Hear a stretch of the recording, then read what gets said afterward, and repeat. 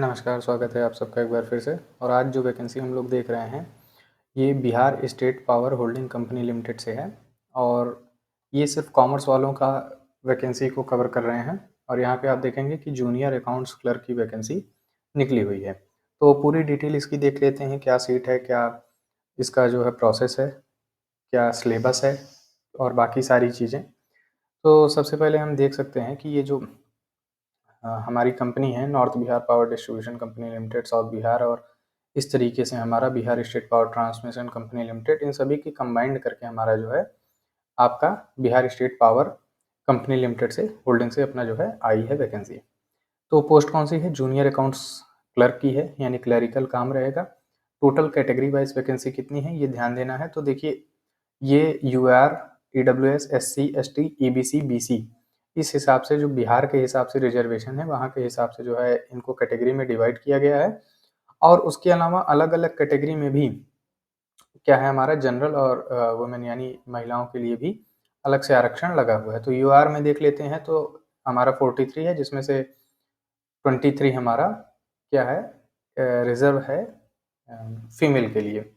इसी प्रकार से ईडब्ल्यूएस में 19 और 11 सीटें हैं, एससी में 40 और 22 सीटें हैं, एसटी में 5 और 2 सीटें हैं, और ईबीसी में 52, 28 और बीसी में 36 और 19, टोटल 300 सीटें हैं। देखिए यहाँ पे नीचे दिया गया है, जी से जनरल और डब्ल्यू से जो है वुमेन के लिए यहाँ पे है। और ईबीसी जो है एक्सट्रीमली बैकवर्ड क्लास है, और बीसी का मतलब हो गया बैकवर्ड क्लास, ये यहाँ पे क्लियरली मेंशन हो गया है। तो इतनी चीज़ में तो हमको नहीं लगता है किसी को कोई दिक्कत होगी। अब देखिए, इसके अलावा जो बाकी रिजर्वेशन का है कि फिजिकली चैनल चैलेंज्ड कैंडिडेट का, और वो बिहार रूल्स के हिसाब से यानी बिहार गवर्नमेंट के रूल्स के हिसाब से लगेगा। बाकी जो भी होंगी फ्रीडम फाइटर और इस तरीके की जो चीज़ें हैं वो रिजर्वेशन बिहार गवर्नमेंट के हिसाब से लगेंगे। नाउ मेन चीज़ की क्वालिफिकेशन क्या है कि क्या हमको चाहिए। तो सिंपली कह रहा है कि graduate in commerce from any recognised university, यानी आपका जो कॉमर्स यानी वाणिज्य संकाय में आप स्नातक होने चाहिए। बीकॉम आप किए हो, बीकॉम किसी भी यूनिवर्सिटी से, चाहे अपने प्रदेश से बिहार से की हो, चाहे किसी और स्टेट से की हो, सभी। और ये साफ-साफ एक चीज़ लिख दी गई है कि जो लोग इस बार लास्ट ईयर में हैं, यानी आखिरी जो अभी पेपर देने जाने वाले हैं, थर्ड ईयर में हैं, या जिनका पेपर हो गया अभी रिजल्ट नहीं आया है, तो वो एलिजिबल नहीं हैं। साफ-साफ देखिए यहाँ पे लिख दिया गया है। ये बिल्कुल भी मत सोचिएगा कि चलो फॉर्म भर देंगे, अगर निकल गया तो हम देखेंगे, क्योंकि फीस जो है 1500 रुपए है, तो कोई मतलब नहीं होगा। आपको डॉक्यूमेंट वेरिफिकेशन में बाहर कर दिया जाएगा, उसमें कुछ भी एलिजिबल नहीं माना जाएगा आपको, क्योंकि ये साफ-साफ लिखा है अपीयरिंग कैंडिडेट जो अभी आखिरी वर्ष में है, जो अभी पेपर दे रहे हैं या देने वाले हैं, वो नहीं माने जाएंगे। जिनके पास फाइनल ईयर की मार्कशीट है, सिर्फ वही लोग जो है अप्लाई कर सकते हैं, क्योंकि इसमें साफ साफ लिखा हुआ है। प्रोबेशन पीरियड, यानी आप लोग जानते होंगे गवर्नमेंट जॉब हम कहीं पे भी जब पाते हैं तो उसके बाद तुरंत हमको परमानेंट नहीं किया जाता है। परिवीक्षा अवधि होती है लगभग 2 साल, तो उसमें देखा जाता है कि आपका काम सेटिस्फैक्ट्री है या नहीं है। और अगर कहीं कोई दिक्कत लगती है तो टाइम को बढ़ाया जाता है। सामान्य तौर पे लगभग 99% ऐसा होता है कि परमानेंट ही माना जाता है। प्रोबेशन पीरियड में कहीं कोई दिक्कत नहीं आती है, परमानेंट आदमी हो ही जाता है। अब बात कर लेते हैं रेम्यूनरेशन की। तो ग्रेड पे की जो यहाँ पे बात हुई है, देखिए पे बैंड ये देगा 9,200 से 15,500 वाला।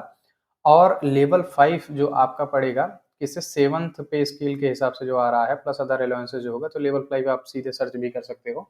तो वहाँ के हिसाब से ये हमारा पेमेंट अपना होगा। और इसके अलावा एक ध्यान देने वाली चीज़ ये है कि जब आप पहले साल होंगे, तो उस टाइम पे क्या होगा कि आपका जो पे मिलेगा, वो सिर्फ शुरुआत में अगर आपका सिलेक्शन हो जाता है तो 9,200 ही होगा। मुझे लगता है इससे किसी को कोई दिक्कत नहीं है, क्योंकि सिलेक्शन हो जाए, सरकारी नौकरी मिल जाए, वही बहुत बड़ी बात है। तो ये सब चीज़ें तो बात की हैं। अभी देख लेते हैं कि एज का क्राइटेरिया है। तो देखो, एज की जो कैलकुलेशन होगी ना, वो 31 मार्च 2024 के हिसाब से होगी, यानी 31 मार्च तक, जो ये 31 मार्च चल रहा है, 31 मार्च 2024 तक आपकी इतनी डेट, मतलब जो भी एज है ये पूरी होनी चाहिए। तो जनरल का क्या है कि 21 वर्ष आपका कम से कम होना चाहिए, और मैक्सिमम 37 साल तक के लोग के अलाउ हैं। एससी में और बाकी सारी कैटेगरी में, एसटी, ईबीसी, बीसी में, फीमेल यूआर में, सब में जो minimum qualification, minimum age criteria है वो 21 साल ही है। हाँ, मैक्सिमम में सबका चेंज हुआ है। तो एससी में 42 साल मैक्सिमम है, एसटी के लिए 42 साल है, ईबीसी के लिए 40, बीसी के लिए 40 और फीमेल यूआर के लिए 40 है। तो ये सारी चीज़ें हैं। इसके अलावा एक्स्ट्रा एज रिलैक्सेशन, जो फिजिकली हैंडीकैप्ड हैं उनको 10 साल एक्स्ट्रा मिल जाएगा, उनको सर्टिफिकेट वगैरह देना पड़ेगा। इसके अलावा भी और भी रिलैक्सेशंस हैं, 5 साल के तो जो जैसे होगा आप यहाँ पे देख सकते हैं। रिजर्वेशन भी मैंने बताया गवर्नमेंट स्कीम्स के हिसाब से मिलेंगी। अभी देखो फीस की बात करते हैं, तो फीस की जो बात है ना, तो अनरिजर्व कैटेगरी की फीस जो है 1500 है। ईबीसी यानी एक्सट्रीम बैकवर्ड क्लास की भी 1500 है और बैकवर्ड क्लास की भी जो है 1500 है। अब बात कर लेते हैं कि जो एससी शेड्यूल कास्ट के लोग हैं, शेड्यूल ट्राइब्स, और शेड्यूल ट्राइब में भी कौन, जो बिहार के शेड्यूल ट्राइब के लोग हैं वो, ऐसा नहीं कि झारखंड वाले या छत्तीसगढ़ वाले, नहीं, सिर्फ जो बिहार के डोमिसाइल हैं। ऐसे एसटी और फिजिकली हैंडीकैप्ड जो लोग हैं, और जिनका फिजिकली हैंडीकैप कितना है, वो 40% या उससे ऊपर है। और फीमेल एप्लीकेंट्स तो जो बिहार की हैं, सिर्फ बिहार की जो महिलाएं हैं वो, तो इन सभी का जो फीस होगा वो 375 रुपए सिर्फ है। कितना है, मात्र 375 रुपए है। और ध्यान देना है कि ये जो फॉर्म भरा जा रहा है, जो कुछ भी हो रहा है, ये सारा प्रोसेस सिर्फ ऑनलाइन पेमेंट के मोड से होगा और अलग से इसका कोई भी नहीं होगा। अब इसमें भैया ये सब चीज़ तो हम जान गए कि फॉर्म क्या कैसे भरना है, लेकिन मेन बात ये है कि इसमें पेपर कैसे होगा, क्या होगा, किस हिसाब से सिलेक्शन होगा। तो देखिए इसमें साफ-साफ लिखा है कि मोड ऑफ सिलेक्शन सीबीटी यानी कंप्यूटर बेस्ड टेस्ट आपका होगा। और किसका, जो ऑनलाइन एप्लीकेशन सबमिट करेंगे उन्हीं लोगों का कंप्यूटर पे ये टेस्ट होगा। एक चीज़ ध्यान दीजिएगा, किस पे, कंप्यूटर पे। और एक ये भी इसमें लिखा हुआ है कि अगर जैसे ज़्यादा कैंडिडेट होंगे तो अलग-अलग शिफ्ट में, अलग-अलग बैचेस में जो है हो सकता है, और अगर अलग-अलग बैच में आपके एग्जाम होंगे तो नॉर्मलाइजेशन जो है, जेड नॉर्मलाइज्ड स्कोर मेथड एक है, इसके बेसिस पे आपका नॉर्मलाइजेशन किया जाएगा। लेकिन एक चीज़ ये भी ध्यान दीजिएगा कि इसमें मिनिमम क्वालिफाइंग मार्क्स हैं। यानी ऐसा नहीं है कि जो एकदम हाईएस्ट पाया होगा, चाहे कम से कम में ही हाईएस्ट पा गया हो, तो उसका सिलेक्शन होगा, नहीं। कम से कम आपको, अगर आप यहाँ पे हो, नॉर्मलाइज्ड स्कोर, आपका रॉ स्कोर नहीं कि आपने जितना दिया बन रहा है वो नहीं, नॉर्मलाइज्ड होने के बाद फाइनल मार्कशीट जब आएगी तो उसके बाद आपका 40 नंबर कम से कम आप पाए, मतलब 40% कम से कम, कितना परसेंटेज में मैं बता रहा हूँ, 40%, यानी अगर 100 नंबर का पेपर हो रहा है तो 40, 200 नंबर का पेपर होगा तो उसके हिसाब से 40 का मतलब कितना हो जाएगा, 80 नंबर। तो यानी 40%, जितना भी आपका मैक्सिमम मार्क होगा उसका 40% यूआर कैटेगरी यानी अनरिजर्व्ड को लाना होगा। बैकवर्ड क्लास को कितना लाना होगा, 36.5, 36.5। और एक्सट्रीम बैकवर्ड को कितना लाना होगा, 34। और एससी एसटी और फीमेल कैंडिडेट्स को सिर्फ 32% नंबर ही लाना होगा।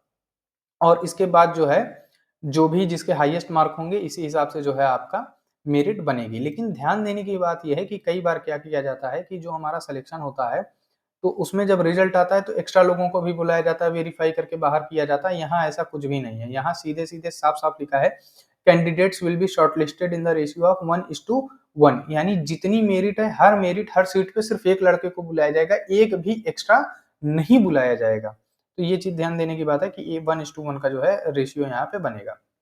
और इसके बाद जो है, फाइनल सिलेक्शन यही नहीं होगा। फाइनल सिलेक्शन, अगर जितने लोग बुलाए जा रहे हैं सबका डॉक्यूमेंट वेरिफिकेशन में सब कुछ सही मिलता है तब तो फाइनल सिलेक्शन हो गया, नहीं तो और लोगों को बुलाया जा सकता है। उसके बाद जो है वेरिफिकेशन होने के बाद फाइनल मेरिट जो है आपकी फिर दिया जाएगा कि हाँ ये सेलेक्ट हो गए हैं, और इस हिसाब से जो है मामला है। इसके अलावा कह रहा है कि कंपनी की वेबसाइट पे अगर आप प्रैक्टिस करना चाहते हैं कि कंप्यूटर पे क्या कैसे पेपर होना है, तो इसके लिए कंपनी की वेबसाइट पे एक मॉक डेमो जो है कंप्यूटर बेस्ड टेस्ट होगा। आप वहाँ पे इनकी जो वेबसाइट है www.bspHCL.co.in पे जाके आप प्रैक्टिस कर सकते हैं। सिलेबस नीचे दिया हुआ है, अभी उसके बारे में हम बात कर लेते हैं। और ध्यान दीजिएगा, सबसे जरूरी बात यह है कि अलॉटमेंट ऑफ कंपनी के बारे में दिया गया है। तो अभी आप जब फॉर्म भर रहे हैं, फॉर्म भरते ही आप ये मान के चलिए कि सिलेक्शन हो रहा है, तो आप अगर सिलेक्शन हो गया है तो आप कौन सी कंपनी पे काम करना चाहेंगे। ऊपर अगर हम आते हैं शुरुआत में, तो देखिए अलग अलग क्या हुआ है, दिया हुआ है कि कौन कौन सी कंपनी है। तो नॉर्थ बिहार पावर डिस्ट्रीब्यूशन है, साउथ बिहार है, इसके अलावा आपका बिहार स्टेट पावर ट्रांसमिशन है, बिहार स्टेट पावर जनरेशन है। तो इसमें से आप सबसे पहले किसको ज्वाइन करना चाहते हैं, तो ये अलग अलग आपको चारों की प्रेफरेंस देनी पड़ेगी, और इसी प्रेफरेंस के बेसिस पे अगर आपका बाद में सिलेक्शन होता है और आपका नंबर अगर आता है, तो उसी के आधार पे अगर सीट खाली होगी, क्योंकि शुरुआत में जिसका सबसे ज्यादा नंबर होगा पहले उसकी प्रेफरेंस देखी जाएगी, तो इसी बेसिस पे आपको जो है कंपनी अलॉट की जाएगी। और प्रेफरेंस ध्यान दीजिए कि बाद में जो है सबमिट होने के बाद नहीं मान्य होगी, कि आप कोई चेंज करना चाहो तो वो चेंज नहीं मान्य होगा। अब इसके अलावा ध्यान देने की बात यह है कि फॉर्म कब से भरा जाएगा, तो फॉर्म 1 अप्रैल से भरा जाएगा, और 30 अप्रैल तक जो है आप इस फॉर्म को भर सकते हैं। और देखिएगा कि 30 अप्रैल को ही फॉर्म भरा जा रहा है, और आपकी जो अनुमानित एग्जाम की डेट है वो देखिए मई और जून दे दिया, हो सकता है कि मई में हो जाए, अगर इलेक्शंस पड़ेंगे तो हो सकता है आगे पीछे हो जाए, लेकिन मैक्सिमम जून तक करा लेंगे। यानी आपके पास अभी से कितना समय है, अप्रैल का, मई का, और इधर अगर हम आधा मार्च ले लें तो आप ये समझ के चलिए कि मैक्सिमम आपके पास 2 महीने हैं। और उसके बाद जो है कहा गया है कि आप लगातार वेबसाइट को विज़िट करते रहिए और जो भी इन्फॉर्मेशन होगी वो ईमेल या एसएमएस के द्वारा दी जाएगी आपको। अब अप्लाई कैसे करना है, तो ऑनलाइन अप्लाई करना, उसके बाद ये सारी चीज़ें दी हुई हैं जो हर जगह बेसिक होती हैं कि आपको कैसे फॉर्म भरना है, तो इसके बारे में ज़्यादा डिटेल नहीं बताते हैं, सिर्फ एलिजिबिलिटी और बाकी चीज़ों को देखते हैं। तो इसके अलावा और क्या प्रोसेस है, तो सर देखिए, ये तो भरने की सब चीज़ें दी हुई, अब आप ऑनलाइन फॉर्म भर के वो सब कर सकते हैं। मेन चीज़ बात करते हैं सिलेबस की, नहीं अभी ये सबसे इम्पोर्टेंट चीज़ है सिलेबस। सिलेबस क्यों इम्पोर्टेंट है? देखिए, जो मुझे लगा था ना कि हर जगह कॉमर्स वालों के साथ थोड़ा ज़्यादती होती है।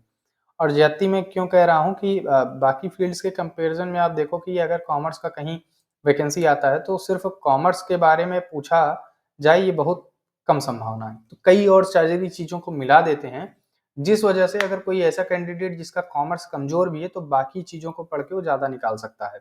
अब जैसे यहाँ पे देखिए 6 पॉइंट दिए हों, 1, 2, 3, 4, 5, 6, 6 टॉपिक दिए हुए हैं, जहाँ से ये आपका सिलेबस बनेगा, क्वेश्चन पेपर बनेगा। अब 6 को मैं ये मान के चल रहा हूँ कि लगभग हर जगह से बराबर पूछा जाएगा, क्योंकि उन्होंने अलग से कुछ भी नहीं कहा है। अब आप इसमें कॉमर्स का देख लीजिए क्या वेटेज है। 6 में एक एक पार्ट ही 1/6, अगर किसी आदमी का कॉमर्स कमज़ोर है और बाकी 5 चीज़ें पढ़ लेगा, तो आपका आने का मतलब कोई नहीं। आपको काम अकाउंट्स का भले करना है, लेकिन जो है कोई मतलब नहीं है। और अभी कुछ और चीज़ें हैं जिसके बारे में हम डिस्कस करते हैं। खैर देख लेते हैं, सबसे पहली अच्छी भी चीज़ हम कह सकते हैं कि यहाँ पे जो साफ-साफ लिखा है, जनरल नॉलेज 10th लेवल तक की है।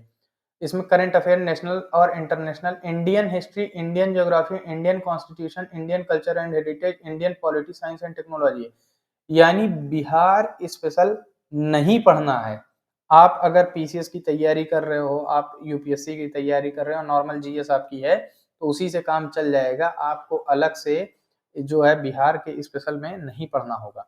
इसके अलावा लॉजिकल रीजनिंग है, तो एनालॉजी वगैरह, problem solving, analysis, relationship, concept, ये सारी चीज़ें हैं। फिर इंग्लिश भी आएगी, तो इंग्लिश में क्या पूछेगा? सिनोनिम यानी जो सेम वर्ड होंगे, एंटोनिम यानी जो अपोज विलोम टाइप से आप कह सकते हो, one word substitution, error detect करना, इडियम, फ्रेजेस, पैसेज कॉम्प्रिहेंशन, ये सारी चीज़ें आपसे यहाँ पूछी जाएँगी। अब इंग्लिश में ही नहीं छोड़ रहे हैं, हिंदी भी पूछ रहे हैं, और ये सारी चीज़ किस लेवल की है? कक्षा 10 तक के स्तर की पूछी जा रही है। तो हिंदी में भी क्या है? ग्रामर है, वोकैब्स हैं, comprehension, fill in the blanks, error detection, यानी यही सारी चीज़ें, मुहावरे, एंटोनिम, सिनोनिम्स, ये सारी चीज़ें दी हुई हैं। पाँचवाँ जो पॉइंट है कंप्यूटर का बेसिक है, तो अगर आपने देखा होगा ट्रिपल सी वगैरह आपने किया होगा, अगर ट्रिपल सी का कोर्स किया है, तो कुछ उसी हिसाब से बेसिक कॉन्सेप्ट ही हर जगह देखिए, सबसे पहले बेसिक बेसिक बेसिक लगा हुआ है। बहुत ही ज़्यादा फंडामेंटल्स चीज़ें हैं, जैसे सीपीयू क्या होता है, मेमोरी क्या है, रैम, रोम, इस तरीके से hard disk, input output devices पूछे जाते हैं। नॉलेज ऑफ नंबर सिस्टम, ये बहुत ही बेसिक है। अगर आप ये जो कंप्यूटर है ना, ये कंप्यूटर अगर आप 10 दिन भी पढ़ लोगे, तो ये सारा कंप्यूटर कवर हो जाएगा। उसके अलावा हार्डवेयर और सॉफ्टवेयर से कि कौन-कौन से सॉफ्टवेयर होते हैं कंप्यूटर के, ऑपरेटिंग सिस्टम क्या होता है, कंप्यूटर लैंग्वेजेस क्या हैं, तो ये हमको देखना होगा। एमएस ऑफिस का आपसे पूछा, वर्ड, एक्सेल और पावर पॉइंट, यानी 3 से ही पूछ रहा है, वर्ड, एक्सेल और पावर पॉइंट। हालाँकि यही 3 मेन भी होते हैं, नोटपैड और इन सब चीज़ों का कोई फ़र्क नहीं पड़ता है। बेसिकली यही 3 ही सॉफ्टवेयर सबसे ज़्यादा यूज़ किए जाते हैं। फिर है इंटरनेट के बारे में कि वेब ब्राउज़र क्या है, ईमेल क्या है, सर्च इंजन क्या है, वेब सर्वर्स क्या है, इन सब बारे में भी जो है बताया जाता है, मतलब पूछा जाएगा। तो ये भी बेसिक है, जैसे आप गूगल क्रोम चलाते होगे और इस तरीके से कई बार क्वेश्चंस पूछ लेते हैं कि निम्न में से कौन-सा वेब ब्राउज़र नहीं है, तो आपको ऑप्शन दिया होगा क्रोम होगा, सफारी होगा, यूसी मिनी होगा, और उसके अलावा बोल देगा कि विंडोज़। तो सीधी-सी बात है कि विंडोज़ वहाँ पे आपका वेब ब्राउज़र नहीं होगा। उसके अलावा लैन, वैन, मॉडेम, ये लैन जो केबल वगैरह आती है इंटरनेट की, ये सब चीज़ें पूछी गई हैं, इसके बारे में बेसिक पूछा जाएगा। फिर virus, malware, worm, internet security, firewall, इन सब के बारे में जो है पूछा जाएगा। अब कॉमर्स की बात कर लेते हैं, जो मेन कॉमर्स की चीज़ें हैं, तो भैया सबसे बड़ी झंझट जो मुझे लगी है इसको देखने के बाद, कि ये कंपनी कितना आउटडेटेड है। देखो, कंपनीज़ अकाउंट के इंट्रोडक्शन की बात कर रहे हैं, चलो यहाँ तक समझ में आ रहा है। अभी ये क्या सिलेबस दिए हैं? Companies act 1956 with amendments. तो उसको सीधे-सीधे कंपनीज़ एक्ट 2013 कर देना था। कंपनीज़ एक्ट जो 1956 है, अब उसको हटा के 2013 कंपनीज़ एक्ट चल रहा है, और 10 साल से ऊपर हो गए हैं कंपनीज़ एक्ट 2013 आए हुए। उसका अमेंडमेंट भी हो चुका है। तो इतना अब ये ना एक कन्फ्यूज़न क्रिएट करेगा कि हमको जो डेटा याद करना है, सिलेबस में 1956 दिए हैं, लेकिन अभी हर जगह क्या है, 2013 के हिसाब से मिल रहा है, तो डेटा हम कैसे याद करेंगे? तो ये कहीं न कहीं एक कन्फ्यूज़न छोड़ के चल रहा है, लेकिन विथ अमेंडमेंट्स लिखा है, तो मैं ये मान के चल रहा हूँ कि हम जो भी चीज़ें पढ़ेंगे वो कंपनीज़ एक्ट 2013 के हिसाब से ही पढ़ेंगे। ऑडिट एंड फाइनेंशियल मैनेजमेंट के बारे में है, टैक्सेशन डायरेक्ट इनडायरेक्ट। अब ये देखिए बहुत बड़ा सिलेबस हो गया है, देखने में छोटा लग रहा है, हालाँकि इसमें से काफ़ी चीज़ें क्लास 11th और 12th की हैं, लेकिन जो 12th के ऊपर की चीज़ें हैं वो काफ़ी बड़ी। अब जैसे ऑडिट एंड फाइनेंशियल मैनेजमेंट खुद में बहुत बड़ा सब्जेक्ट है। टैक्सेशन 11-12 में नहीं पढ़ाया जाता है, ग्रेजुएशन यानी बीकॉम आप करोगे तो वहाँ पढ़ाया जाएगा। डायरेक्ट जैसे इनकम टैक्स का हो गया, इनडायरेक्ट जीएसटी, वैट इन सब के बारे में पढ़ना पड़ेगा। तो ये बहुत बड़ा खुद में एक-एक मतलब बुक इनकी हो जाएगी और काफ़ी बड़ा सिलेबस हो गया। फिर बैलेंस शीट तो ये तो हम क्लास 11th में ही पढ़ते हैं, प्रॉफिट एंड लॉस अकाउंट ये भी हम क्लास 11th में पढ़ते हैं। ट्रेडिंग एंड पीएल और फिर बैलेंस शीट वगैरह बनाना हमने फाइनेंशियल स्टेटमेंट बेसिकली ये है। उसके अलावा कॉस्टिंग एंड कॉस्ट एनालिसिस, तो ये कॉस्टिंग एंड कॉस्ट एनालिसिस भी हम कहाँ पढ़ते हैं? लागत है तो लागत का काम हम पढ़ते हैं। बैलेंस शीट यानी आर्थिक चिट्ठा हो गया। तो लागत हम पढ़ते हैं, ग्रेजुएशन में पढ़ते हैं लागत के बारे में, तो ये भी ग्रेजुएशन से रिलेटेड है। अकाउंटिंग कॉन्सेप्ट, तो लेखांकन के जो मूल कॉन्सेप्ट्स हैं, गोइंग कंसर्न कॉन्सेप्ट इस तरीके से, तो ये सारे कॉन्सेप्ट कक्षा 11 के शुरुआत में ही पढ़ाए जाते हैं, दूसरे-तीसरे चैप्टर में ही हर जगह मिल जाएँगे। सिंगल एंट्री सिस्टम भी और रेक्टिफिकेशन ऑफ एरर भी ये सभी कक्षा 11 का ही है। बैंक रिकॉन्सिलिएशन स्टेटमेंट भी कक्षा 11 के हैं। देखिए कक्षा 11 की और कक्षा 12 की जो चीज़ें हैं, हम इसको कहाँ से पढ़ें? फ्री सोर्स क्या हो सकता है? तो अगर आपको कुछ भी नहीं मिल रहा है तो एनसीईआरटी की वेबसाइट पे आप जाके फ्री में वहाँ पे अकाउंट्स की हिंदी मीडियम, इंग्लिश मीडियम जो भी आपका मीडियम हो, किताब डाउनलोड करके वहाँ से पढ़ सकते हैं। उसमें एमसीक्यू क्वेश्चंस वगैरह भी रहते हैं, तो आप प्रैक्टिस भी कर सकते हो काम भर की।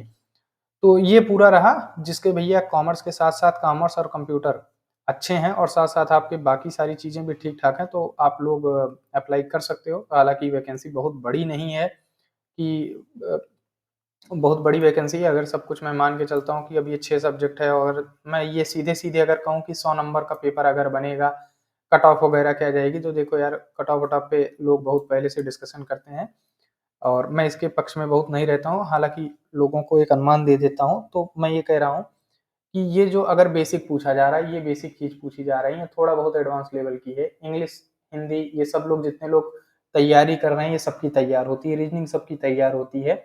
मेन खेल यही जनरल नॉलेज में होता है कि क्वेश्चन कैसे पूछे जा रहे हैं। तो भैया जब कई ऐसे लड़के मिलेंगे ना कि उनको ये सब चीज़ें अभी आज की डेट में पेपर करा लो, तो सारी चीज़ें एकदम तैयार हैं मुँह ज़बानी। तो कॉम्पिटिशन बहुत हाई रहेगा। ऊपर से जो नंबर ऑफ सीट्स हैं, ये आप देखोगे नंबर ऑफ सीट्स दी हुई होंगी, ये 43 सीट, 23 सीट, 19 सीट, 11 सीट। अब सोचो कि आप पूरे स्टेट भर में फिर अदर स्टेट के लोग भरेंगे, 10-11 एक्स्ट्राऑर्डिनरी बच्चे नहीं मिल जाएँगे कि जो लगभग क्वेश्चन सही करके जाएँगे? तो पहले से मान के चलो कि इसमें कॉम्पिटिशन बहुत हाई होगा, लेकिन फिर भी मैं ये कह रहा हूँ कि आप लोग अपनी तैयारी करके अपनी सीट पक्की कर सकते हैं। अगर और कोई डाउट हो तो नीचे कमेंट सेक्शन में ज़रूर कीजिएगा। Thank you very much.